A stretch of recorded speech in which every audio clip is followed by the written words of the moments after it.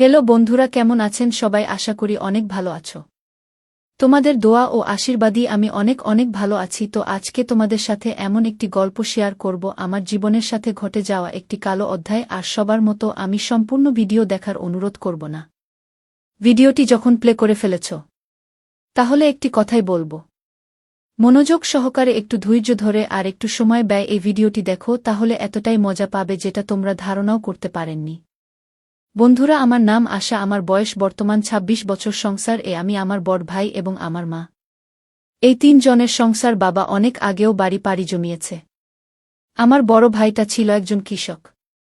সে মোটামুটি চোখে দেখার মতো পড়াশোনা করেছিল। বাবা মারা যাওয়ার পরে তার পড়াশোনা করার হয়নি। বাবার রেখে যাওয়া কিছু জমিজমা ছিল, সেগুলো চাষবাস করে খেত। আমি তখন পড়াশোনা করতাম। আমার ভাই আমাকে প্রচণ্ড ভালোবাসত।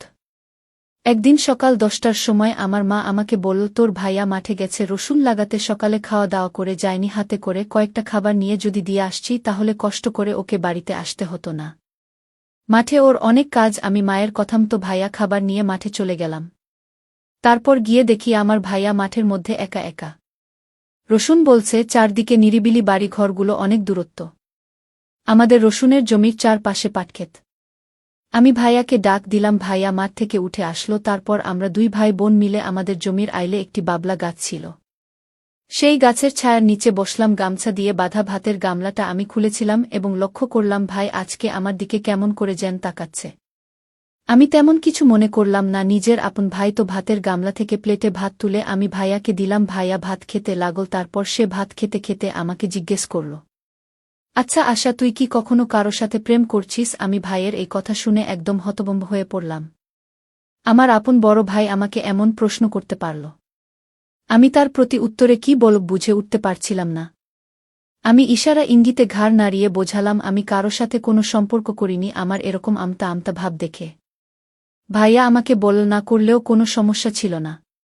পড়াশোনা অবস্থায় রিলেশনে কি করে নিজের মনের অজান্তে অনেক সময় অনেক কিছু হয়ে যায়। ভাই এরকম কথা শুনে আমি আস্তে আস্তে যেন মাটিতে গিয়ে যাচ্ছি। কোনোদিন তো সে আমাকে এমন কথা বলে না।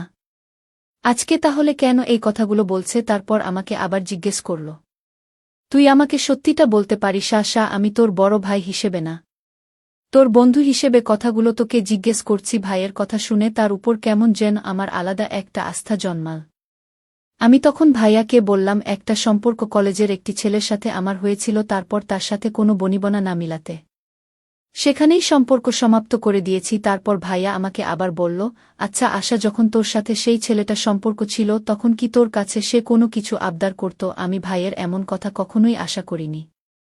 সে আমাকে এরকম প্রশ্ন করবে এটা শোনার জন্য আমি একদম প্রস্তুত ছিলাম না। আপন বড় ভাই হয়ে সে আমাকে আমার ব্যক্তিগত প্রশ্ন এভাবে করবে আমি কখনো কল্পনাও করতে পারিনি।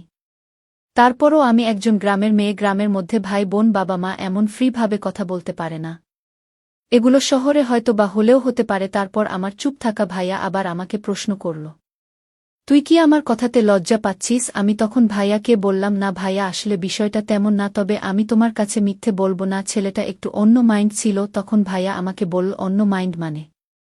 আমি ভাইয়ের মুখের দিকে তাকিয়ে দেখলাম আমার ব্যক্তিগত বিষয়গুলো জানার সে খুব ইন্টারেস্ট ছিল করছে। বারে বারে আমাকে বলছে, আরে পাগলি বল না, আমি তো তোকে বললাম তুই আমাকে এই মুহূর্তে ভাই হিসেবে না বন্ধু হিসেবে দেখবি।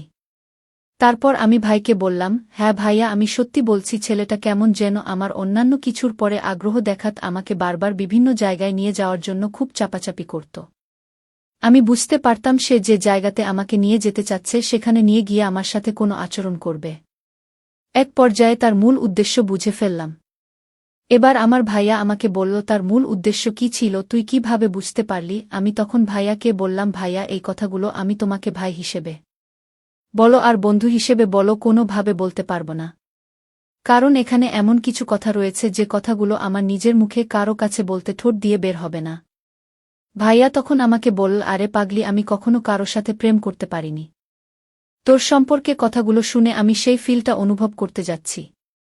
তারপর আমি আমার ভাইয়াকে বললাম, ভাইয়া, এই কথাগুলো শুনলে তুমি আমাকে অনেক কিছু ভাবতে পারো, হয়তো বা আমার উপরে তোমার ঘৃণা হতে পারে। ভাইয়া তখন আমাকে বলল, ধুর পাগলি, প্রেম করতে গেলে অনেক কিছুই ঘটতে পারে। আমিও আমার অনেক বন্ধুর মুখেই শুনেছি, কিন্তু একটা মেয়ের মুখে তার প্রেমের গল্পটা শোনার খুব শখ ছিল আমার। অন্য কোনো মেয়েকে জিজ্ঞেস করলে তো আমাকে বলবে না। তাই তোকে এত করে বলছি। তারপর আমি আমার ভাইয়াকে বললাম, আমি যার সাথে প্রেম করতাম তার নাম ছিল মারুফ। ছেলেটা একটু ধনী ফ্যামিলির ছিল, অনেক স্টাইলিশ করে কলেজে আসত। অনেক মেয়ের পিছনে ঘুরঘুর করত, কিন্তু কাউকে পাত্তা দিত না।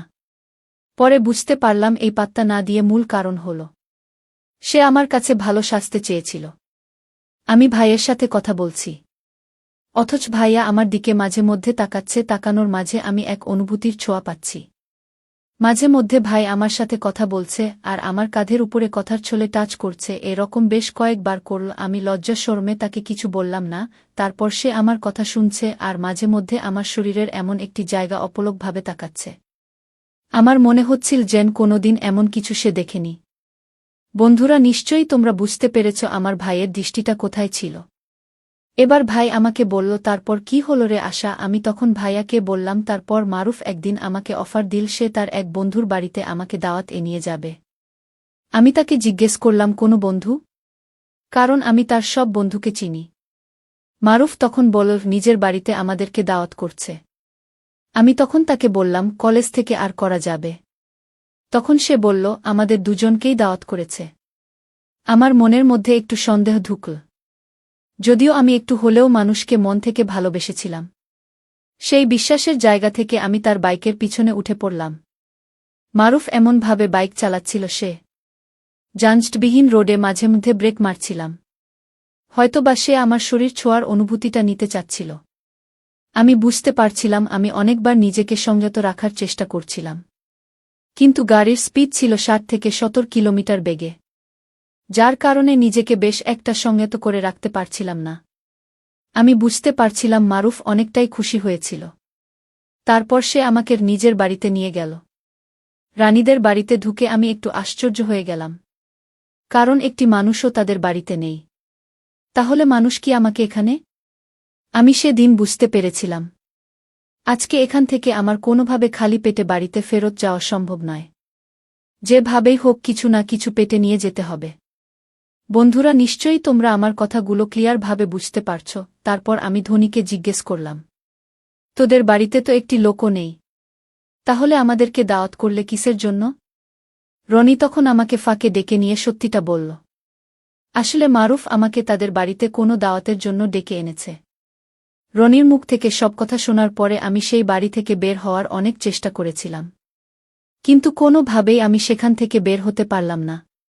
তারপর রনি আমাকে এবং মারুফকে তাদের একটি রুমে বসতে দিয়ে দোকান থেকে কিছু আনার কথা বলে তাদের মেন গেটে তালা দিয়ে বাইরে চলে গেল। তারপরের ঘটনা আমি তোমাকে বলতে পারব না ভাইয়া। তারপর আমার ভাইয়া আমাকে বলল, এত দূর যখন বলেই ফেলেছি তাহলে আসল মজার জায়গাটুকু বাকি রেখে লাভ কি বল না? আমার শুনতে খুব ভাল লাগছে। সেদিন আমি ভাইয়ের কথা শুনে কেমন যেন একটু উল্টোপাল্টা হয়ে গেলাম। সে তো আমার আপন বড় ভাই, আমার ব্যক্তিগত কথা সে কিভাবে শুনছে? শুধু তাই নয়, সে আমার থেকে শোনার জন্য বারে বারে প্রশ্নবিদ্ধ করছে। আমি ভাইয়াকে আবার বললাম, চার দেয়ালের মাঝে এমন কিছু ঘটনা থাকে যেগুলো পৃথিবীর কাউকে বলা যায় না। তুমি তো একজন ম্যাচিওর পুরুষ মানুষ ভাইয়া, এত কিছু তোমাকে তো ভেঙে বলতে হবে না। তারপরও আমার ভাইয়া আমাকে কোনো মতেই ছাড়ল না। সে আমার থেকে কথাগুলো শুনেই তার একই কথা, তোর গল্পটা আমাকে এতটাই আনন্দিত করছে যে আজ পর্যন্ত কারো কথাতেই আমি এত আনন্দ পাইনি। প্লিজ আশা, বা কিছু বল না, আমি শুনতে চাই। এবার ভাইয়া যখন আমার কথাগুলো শোনার জন্য খুবই উত্তেজিত হয়ে গেল, তখন আমি একটা বিষয় লক্ষ্য করলাম, ভাইয়া তার বাম হাতটি একটা জায়গায় রেখে কোনো একটা কিছু নড়াচড়া করছে, হয়তো বা আমার গল্পের মধ্যে।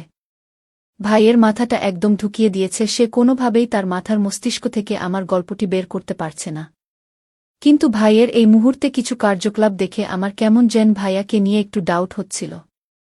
আমি তখন ভাবছিলাম, তাহলে কি ভাইয়া আমার গল্প শোনার উদ্দেশ্য অন্য কিছু ছিল? এবার কখন যেন ভাইয়া আমার কাঁধের উপরে হাত রেখেছিল, আমি বুঝতে পারিনি। তার হাতের মাঝের আঙুলটি মাঝে মধ্যে আবার কাঁধের নিচে কোথাও একটি জায়গায় হালকা কাজ করে যাচ্ছিল। হয়তোবা সে আমাকে বোঝাতে যাচ্ছিল কিছু একটা, সে আমাকে বলতে চায়, অথবা তার এই টাচের প্রতি উত্তরে আমি কিছু বলি কিনা।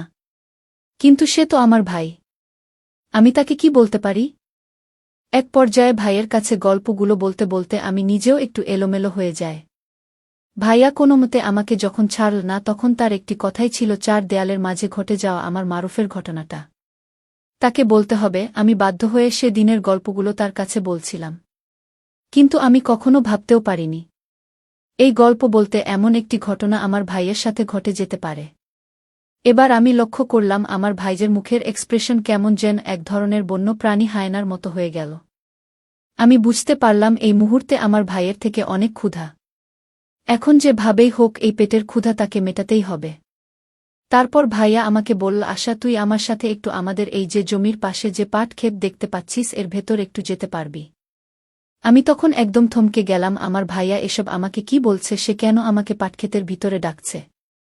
এবার আমি ভাইয়াকে উল্টো জিজ্ঞেস করলাম, কেন ভাইয়া তুমি আমাকে পাটক্ষেতে কেন ডাকছ। তখন ভাইয়া বলল, একটু কাজ আছে, তুই আমার উপর ভরসা রাখতে পারিস। ভাইয়ের এই কথা শুনে আমি একটু সময় ধরে ভাবতে লাগলাম, কিন্তু অনেক ভাবনা চিন্তা করে দেখলাম কোনো মতে এই মুহূর্তে ভাইয়ের উপর কোনোরকম ভরসা রাখতে পারছি না। কারণ তার মুখের আকৃতি এবং বডি ল্যাঙ্গুয়েজ বলে দিচ্ছে এই মুহূর্তে সে কি করতে চায়। আমি ভাইয়াকে বললাম, তুমি ঘুরে এসো, আমার শরীরটা খারাপ করছে। এই কথা শুনে ভাইয়া আমার উপর একটু মন খারাপ করল এবং সে আমাকে এমনভাবে বোঝাতে লাগল। আমি তার সাথে না গিয়ে পারলাম না। অবশেষে আমি বললাম, আমি সবকিছু বুঝতে পেরেছি ভাইয়া, তুমি কেন আমাকে ডাকছ।